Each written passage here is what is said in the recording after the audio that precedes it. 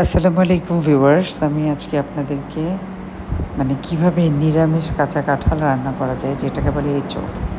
তো এঁচোড়টা আমি আগে থেকে সেদ্ধ করে রেখেছিলাম, একেবারে কচি কাঁঠাল, যেটা কচি কাঁচা কাঁঠাল ওটাকে বলে এঁচোড়।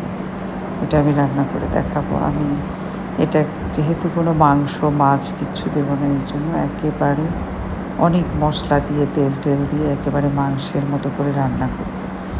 বেশি করে তেল দিয়ে, অবশ্যই কোয়ান্টিটির ওপর, যে আপনার কাঁঠাল বেশি না, আমার কাঁঠাল যেহেতু একটু বেশি, বেশি করে তেল দিয়ে পেঁয়াজ আদা রসুন বাটা সব ধরনের মশলা, একটু আস্ত জিরা দারচিনি এলাচি লবঙ্গ যা যা মশলা লাগে আর কি, আমরা যেগুলো খাই, ভালো করে ভুনা ভুনা করে আমি এই কাঁচা কাঁঠালটি রান্না করি। এই কাঁঠালটি খেতে অনেক মজা লাগে, নিরামিষ অনেক টেস্ট লাগে। আসলে আমি মাঝে মাঝে এটা রেখে দিই, দেখা যায় যে এই সিজনেরটা রেখে দিলাম ফ্রোজেন, তারপরে অড সিজনে ওটা খেলাম। এটা খাওয়ার মজাই আলাদা, খেতেও ভালো লাগে, মানুষকে খাওয়াতেও ভালো লাগে, এই জন্য মাঝে মাঝে প্রিজার্ভ করি। তবে ইদানিং দেখতে পাচ্ছি যে আমার কাছে আসলে এরকম ফ্রোজেন খাবার আর ভালো লাগছে না। তো এবার কিন্তু আমি আর কাঁচা কাঁঠাল রাখিনি, রাখবও না। অন্য কোনো, আগে যেমন সজনে ডাঁটা আমি প্রিজার্ভ করতাম, তারপরে আম রেখে দিতাম, জলপাই এখনও রেখে দিই। তো এগুলো যেমন আচার শেষ হয়ে গেলে আমি আবার আচার বানাই। দেখেন মশলার কালারটা কি চমৎকার হয়েছে। এভাবে মশলাটা ভালো করে ভুনে সব কিছু দিয়ে তারপরে কিন্তু আমি কাঁচা কাঁঠালটা দিয়ে দিব। কাঁচা কাঁঠাল যারা যারা খান তাদের কাছে এটা ভালো লাগবে, আমার কাছে খুবই ভালো লাগে। কারণ আমি কিন্তু এটি খাওয়া জানতাম না, এটি আমি নতুন শিখেছি আমার শ্বশুরবাড়িতে যেয়ে। আর এটি এখন আমার খুব পছন্দের খাবার। তো এত কচি কাঁঠালটার যে আরেকটু যেটা আরেকটু শক্ত হয় সেটা কিন্তু মজা লাগে, ওটা একটু মিষ্টি মিষ্টি লাগে। এটা একেবারেই কচি কাঁঠাল, একেবারে দেখুন কাঁটাটা কেমন, এগুলো কিন্তু সব নরম হয়ে যাবে। যাই হোক, এভাবে দিয়ে ভালো করে ভুনে তারপর রান্না করতে হয়।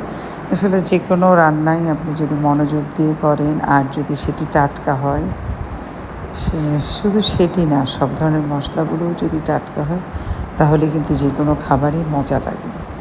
তবে সবসময় চেষ্টা করবেন খাবারে একটু কম তেল দেওয়ার, যত কম তেল দিবেন আপনি তত সুস্থ থাকবেন। যদিও তেল একটু কম হলে আবার খাবারটা মজাও লাগে না। আমি মনে মনে মজা না হলে খুশি হই, আমার অল্প খাবো, বেশি খেলাম না, মজা হলে তো বেশি খাবো, বেশি খেলে শরীরের জন্য খারাপ, ওয়েটও বেড়ে যাবে।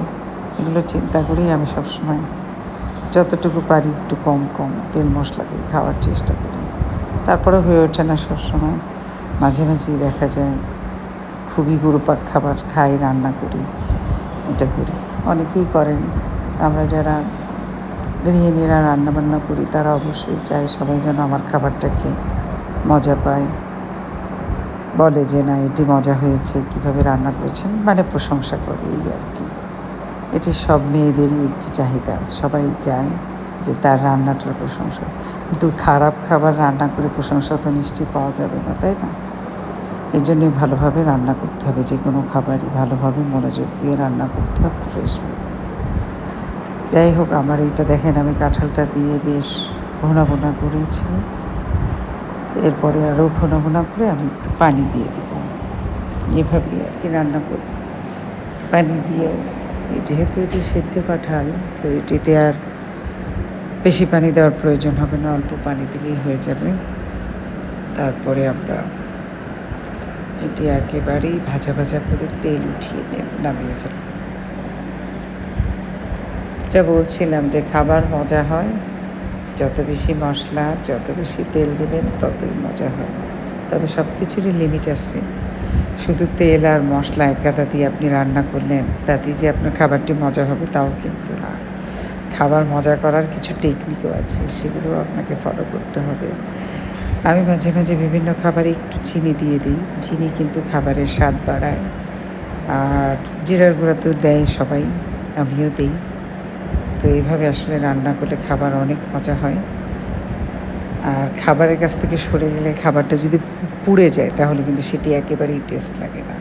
এই জন্য সবসময় রান্নার সময় একেবারে কেয়ারফুল থাকবেন। আমার তরকারিটি একেবারেই হয়ে গেছে, দেখেন কেমন লাল লাল হয়ে গেছে, একেবারে ভুনা ভুনা আর কি, তেল উঠে গিয়েছে। তো এইভাবে আসলে কাঁঠালটি রান্না হয়ে গেছে। দেখেন আমি সাজিয়ে ফেললাম। সবার জন্য অনেক অনেক শুভেচ্ছা। সবাই ট্রাই করবেন।